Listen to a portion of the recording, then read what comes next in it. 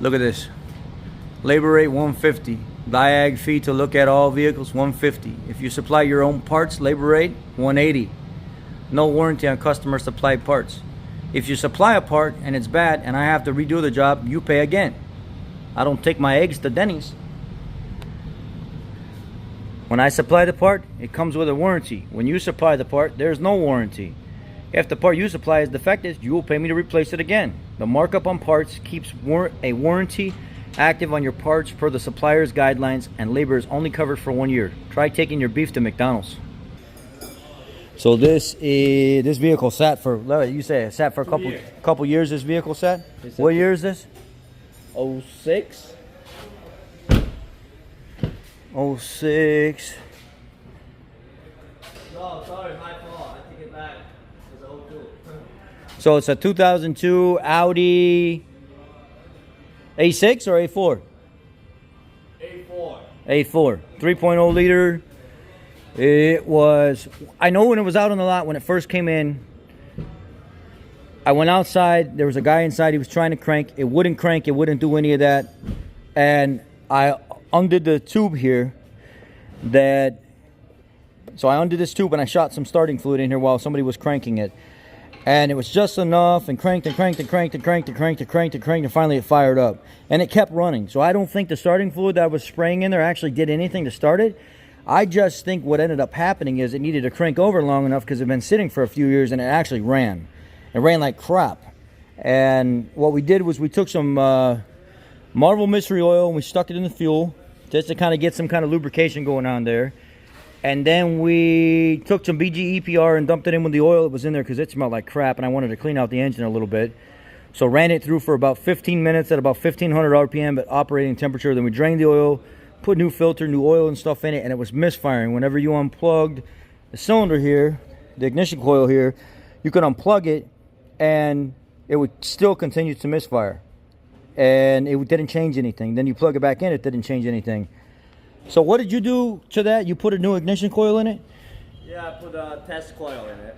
A test coil in it, and you pulled the spark plug out. Yeah. And you put a new spark plug? Yep, all new plug. Put the test coil in. Yep. And it started up fine. Runs fine, runs perfect. Like, or started. Let's see.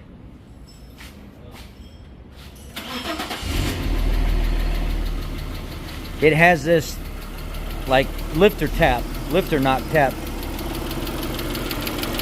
From this side, but a lot of these make these weird noises and stuff like this, and it's much smoother than what it was. See, this side over here is quiet. Over here to this side, it's got a tap inside here.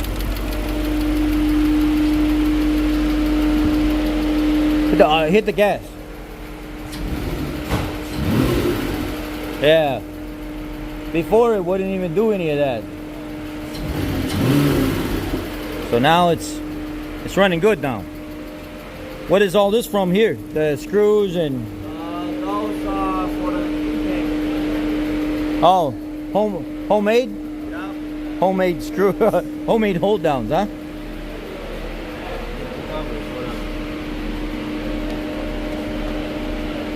Freaking ABS lights on, all kinds of stuff on inside there. Like the homemade mirror. Hey, how do you see this on the video? Too low, ready?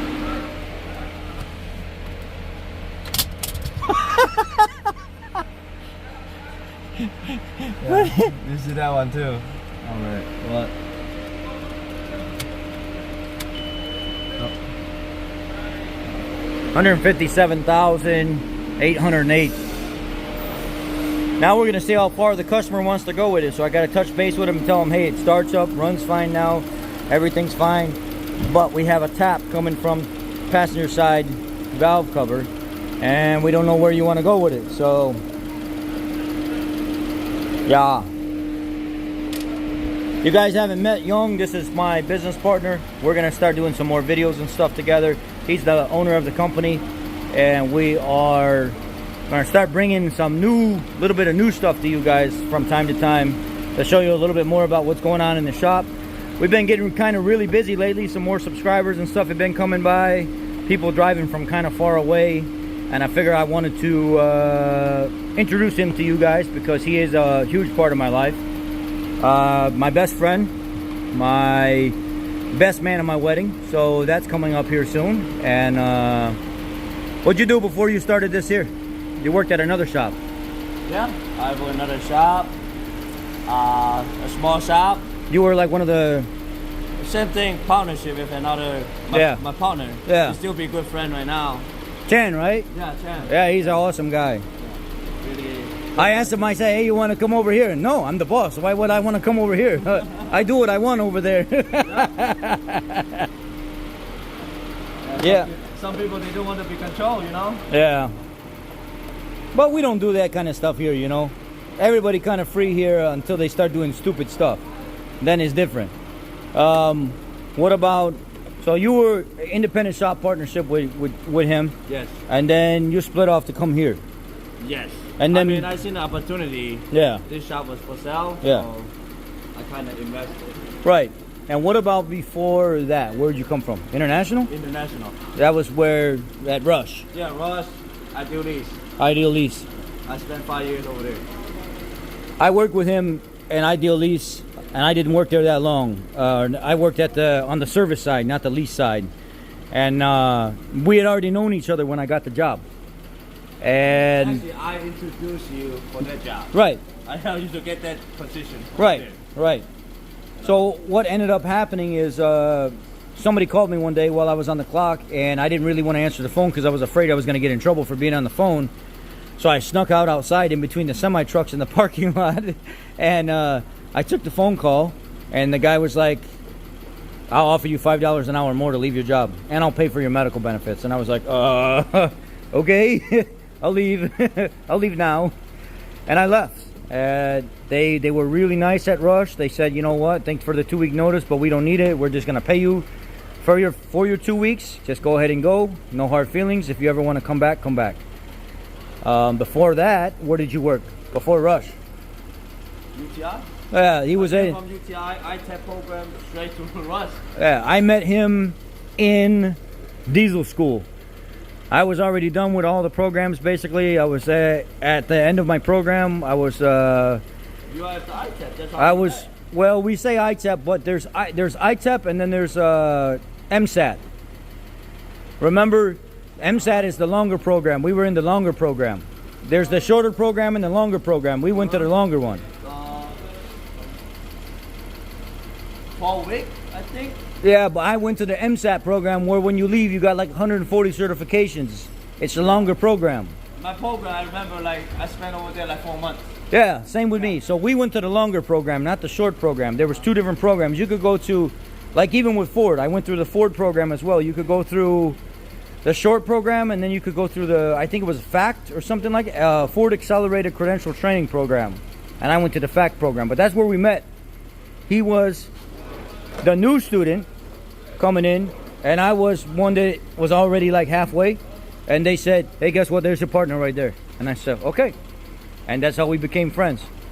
He started inviting me over to his house, meet his family and stuff like that. And I've known him for many, many years. So, it's a good guy. Good guy. But I want to start bringing you guys more car content that is more personal. It's not so quick. It's not so rushed and stuff like that. So you guys feel comfortable when you come here to do business with us. You know who you're doing business with. And we try to be fair with everybody, no matter what. You know, it's but those signs that you've seen. All right, say hi, say bye. Hi, bye. Hi, bye. Hi, bye. Bye. So we need to figure out from the customer where we're actually going to go next with this car, right? That's the next step, right? That's the next step, right? Is figure out from the customer what else do they want to do? Where do you want to go? Do you want it just running? Do you want the brakes and stuff done? It looks like it's got new brakes on it, but the rotors are all rusted up from it sitting so long. The brakes literally look brand new. For 2 years, from the customer saying. And look at the brakes. They look brand new, but the rotors are shot. So, do you want us to address the tap? We got to pull the valve cover, everything else. Or you just want to drive it the way it is? So now, that's kind of where we got to go from this here. This was definitely a junker. It was parked. It's running now, but now where's the next step is where to go. This here the NV3500 that you guys know of, that I've had for like, what, a year and a half? 30-some thousand miles. What's up? You want to say hi?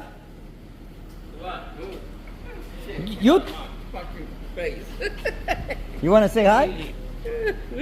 He's a mechanic over here. So if you guys are in the area and you're looking for another mechanic, he's also down here, down the street too. This engine only has 36,000 miles in that truck. Okay, so that truck had like 37,000 miles. The Nissan declined the warranty. They say we're not replacing the engine. Well, this is what the engine looked like. This is why. Look at the sludge. Nissan said there's no way that's possible. You did all the maintenance like you said. And when I put BG EPR in this, you could not even see the metal inside here. You couldn't see anything. This whole engine was full of oil, jelly, all the way to the bottom.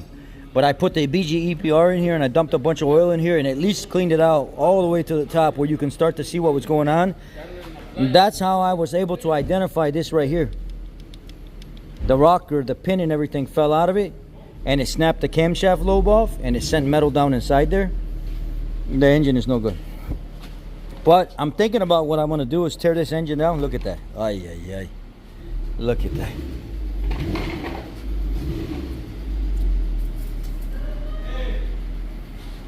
I'm thinking about tearing this down and actually cleaning this engine out and actually fixing this engine. And here's the new engine. 57,000 miles on the new engine. You guys put the new crankshaft over here, Axel? You put the new one? Yeah. Okay. Because the other one's broke. The other one, the way they shipped it in the freight, all the teeth are bent, and this one is not bent. So we had to use the factory harness because when they shipped that, they messed up the harness when they shipped it to us. And they broke the valve covers. They broke the connectors for like the pump and stuff. Is this a new pump or the old pump? Old pump? But you cleaned it out? Okay. So, and obviously, what they told us was that when we ran the part numbers at Nissan is they said the oil pans are different. Actually, the oil pans are the same from the Infiniti QX80 or whatever it is. This is a 2018. I ordered an engine for a 2018. If you look at that oil pan and you look at this one, it's the same. Hey, look, this is the big. But the guys said the only difference between this engine versus the engine that came out of it was you said the bracket, right? So on the Infiniti, there's this bracket. But on the Nissan, that bracket is not there. You got to change it to what? Which one do you have to change it to?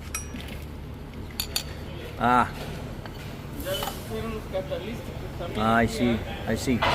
And the inside of this engine is very, very, very clean. So we got a good engine for sure. This only has 50,000 miles on it. Anyway, and you see the junk. You see how they did that oil filter like that? It's crazy. They just smashed it up like that. And, hey, anyway. And here's a 2.0 liter turbo from 2013 BMW 528i. The engine is gone. The other shop was trying to work on this engine up north, and the lady gave them the extended warranty, and they don't want to do the paperwork for the extended warranty. So they let the car sit for like 2-3 weeks. The lady called, hey, Which car is this model? 2013 BMW 528i. It's one of the junkiest engines that BMW makes. It's no good. 2.0 turbo engine from. This is the one you have to put it on? Yeah, so this is the new one. It only has 49,000 miles on it. The one in the car has like 107 or 127. But the lady gave them the warranty, and they don't know how to do the paperwork and stuff like that. So they telling the lady all these lies, telling them lies. 3 months later, she says, "How come my car nothing?" What about that one there? This one? Yeah. That's for a 2013 Coyote engine with a 6R80 transmission. That's going in my Thunderbird. Oh. I ordered it. Eric from I Do Cars, he sent me that engine. He's another YouTube guy. He got his own salvage yard business, and yeah, that engine is going in that little Thunderbird out there. It's gonna be fuerte. Yeah.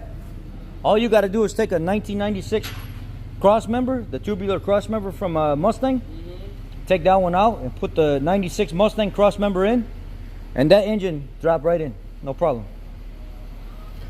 So this here, that damaged engine is outside, and all I did with the company was call up, do the paperwork, itemize everything, give them a nice price and stuff like that. No problem. The company says they have, it's Endurance. Endurance said, we'll help, but we're not going to pay everything. And the reason is, this lady has a limited liability contract, which means if we foot the bill 100%, it exceeds the cost of the vehicle. So we will pay for an engine, but we're only going to give you so much. And they gave like 75% of the cost. And then the lady was like, oh my God, Rich, you're a savior. I never thought that I would get my car back. I love my car. I hate this engine in this thing, but I thank you so much. It's been sitting for so long, and my friend recommended I come here. I should have just came to you guys to begin with. I had it approved in like a day and a half, and I had the engine within 4 days. And now tomorrow we're gonna start installing the engine, or maybe Monday, on the lady's car. You just have to be able to want to do your job, man. A lot of shops, they don't know how to book out warranty work. They don't know how to book out jobs. They don't want to learn. They're lazy and stuff. They just want that instant money. And now I'm gonna turn around and I'm gonna make, you know, a couple $3,000 off labor and parts and stuff like that, and the job's gonna be done. It'll be over with. It will be good. I mean, that's money I just made because some other shop shit the bed. They didn't want to do their job. Anyhow, it is what it is. I dropped the Grand Marquis off at Archer Auto Glass today, and look what they did to it. Look at the windows. You guys have been on me for freaking months and months and months now. We're like, dude, that fishbowl has got to change, man. You can't keep doing that car like that. You got to get some nice tint going on here. So I did. What do you think? Looks good, don't it?